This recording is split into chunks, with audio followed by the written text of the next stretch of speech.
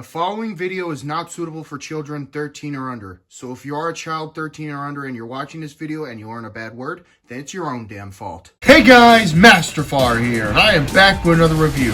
And today, we're taking a look at the Age of the Prime's Vortex, a figure from the upcoming Bruticus, which itself is looking to be a very good combiner. Taking a closer look at the packaging, we can see Vortex in robot mode, as well as some of the accessories he comes with, as well as some art of the figure in both robot mode and vehicle mode. On the side of the packaging, we can get a good look at Bruticus. On the other side of the packaging, we can see the Age of the Prime's logo, as well as some art of the Primes. And on the back of the packaging, we can see Vortex in robot mode and vehicle mode. But with all that being said, let's get Vortex out of the packaging and see how good of a Combaticon he is. Getting Vortex out of the packaging, I gotta say, he looks really good. I'm especially a big fan of how he looks. He is mainly based on how he looked in the original G1 cartoon, as popping in a picture of that right here, you can see that he is very close, but they have updated some of the details. Taking a closer look at the painting and sculpting on this guy, I gotta say, I'm a big fan of the black they used throughout the figure, as well as the blue spread throughout on the limbs,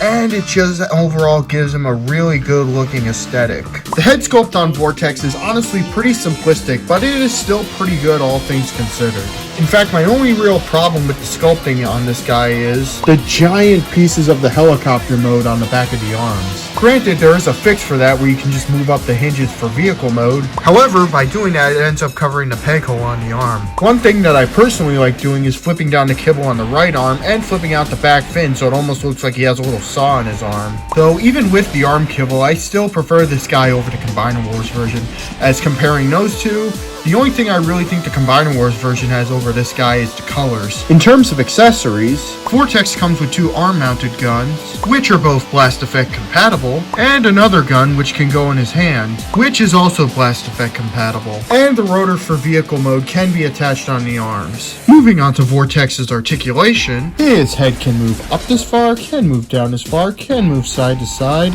and rotate 360 degrees. His arm can go this far out to the side and rotate 360 degrees. And there is a bicep swivel, and his elbow can go 90 degrees. His waist can rotate 360 degrees, and his legs can go out this far, can move back this far, can move this far out to the side. There is a thigh swivel right here.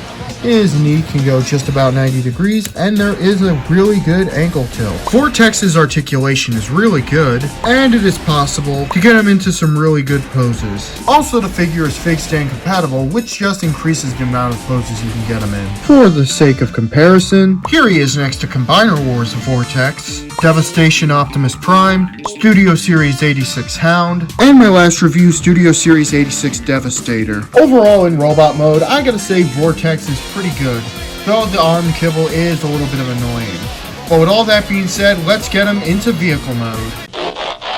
Getting Vortex in vehicle mode, I gotta say he looks really good. He is an updated version of how he looked in the original G1 series in this mode, as popping in a picture of that right here, you can see that they did take some liberties to make him look more modern. Taking a closer look at the painting and sculpting in this mode from the front, we can see that we have some nice blue stripes going through the top of the vehicle mode, as well as some black on the windows, as well as a really nice dark gray throughout. Taking a look at him from the side, we can see that all the windows are painted black, though I'm not the biggest fan of the gappage in the middle right here. I will admit it still looks pretty good though.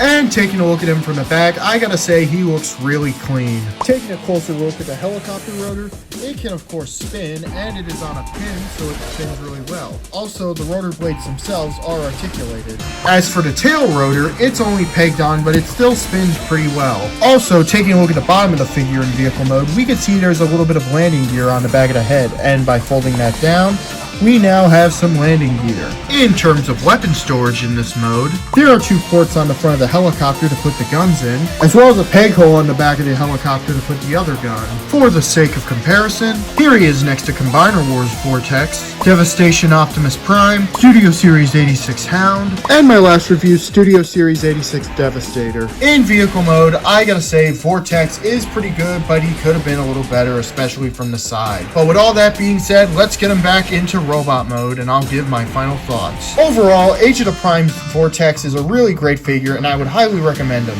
especially if you're trying to complete Bruticus. Between his good looks in robot mode, the overall painting and sculpting, the really good vehicle mode, and just the fact he looks this great, I just can't help but recommend him. But yeah, that's pretty much it. This is Master Farr signing off, and I will see you next time.